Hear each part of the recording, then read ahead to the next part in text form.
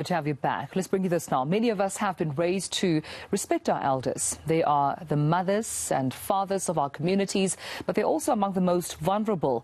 This week, though, of course, celebrated Ndebele artist Dr. Esther Mahlangu was attacked in her home. She was assaulted and strangled until she became unconscious. And the question we're posing is, how can we better protect our elders in our communities?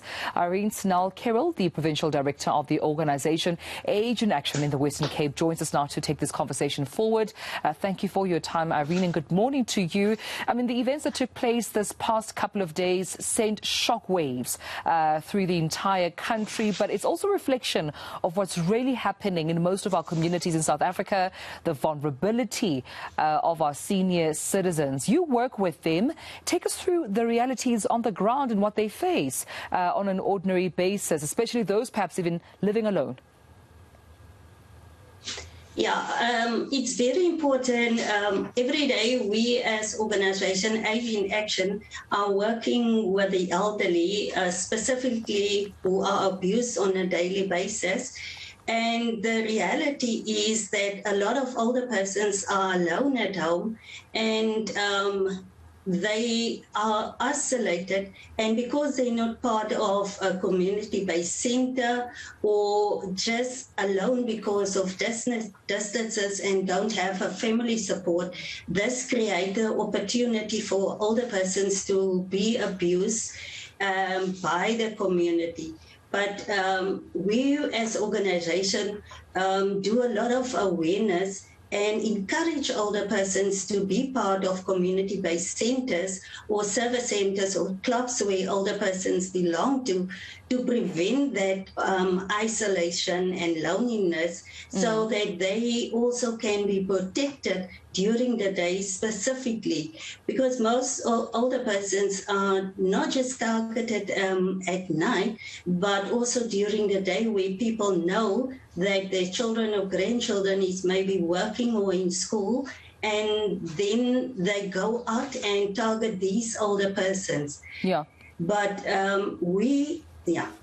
But also, Irene, I mean, besides, strangers barging into an elderly citizen's home, strangling them, assaulting them, as we've seen with Mama Esther Mahlangu, have you found cases where members of their own family, their own children, their own grandchildren can equally be potential perpetrators?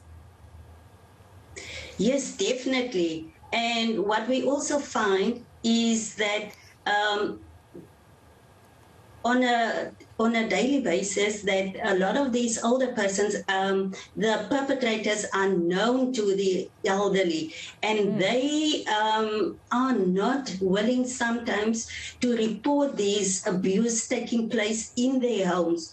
And sometimes it happens in old age homes as well. I think sometimes the carers, people taking care of the elderly and family members, the load becomes maybe too much for them. They don't have a support system. Like we also have a program, Care for the Caregiver, because we feel it's important that they also debrief within the homes, which we found is that the older persons that are being abused, it's specifically where there's no protection for them during the day. They are even isolated within their own homes. They're sharing a home, but they're not actually part of the family.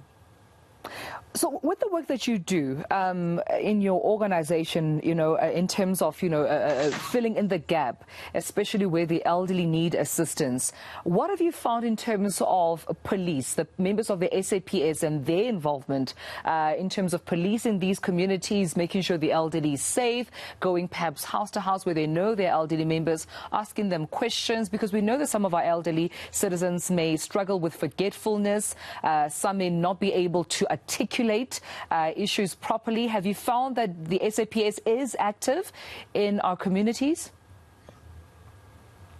I think a lot we get as organization, we get very good support from the SAPS. And we also, it's part of our responsibility to also make them aware of what needs to be done in case older person are being abused. What awareness raising where we involve the SAPS also is every year on the 15th of June, we commemorate the Elder Abuse Awareness Day. It is a World Elder Abuse Awareness Day. And we invite the SAPS also to come and speak to the older persons that they actually can know, the older persons can know where to go, what to do when they come to a police station to report a case. But it is important that they sometimes, specifically, the SAPS will say, but this is a domestic case, you can sort it out. But we always encourage the older persons, take the name of the officer where you reported to, which station you've been, and why they didn't want to assist you. Then our organization will liaise with that specific police station to take the matter further.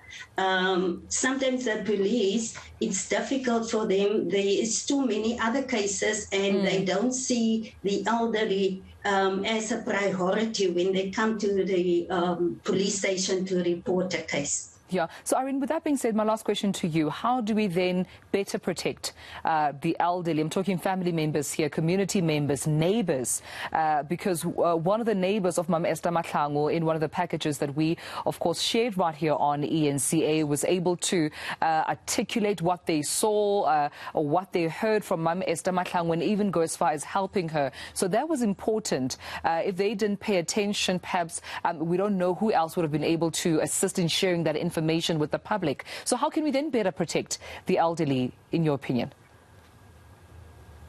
I think what we do as an organization, as I mentioned, is raising awareness. We also go out, we've got social workers and social auxiliary workers who go around in the different communities, provide them with information like pamphlets, etc., speak to churches and different community. Even we went to the SASSA offices where they do apply for their pensions.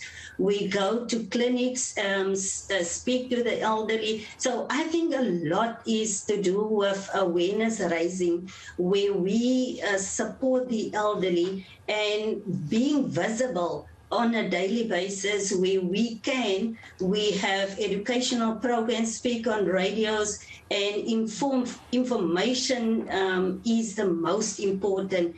But I also want to encourage the older persons to not to isolate themselves. All right. Because this is, yeah. All right. Well, thank you so much, Irene. Your point definitely taken there. Thank you so much for speaking to us this morning, Irene Snell-Carroll from the organization Age in Action. We'll have more for you.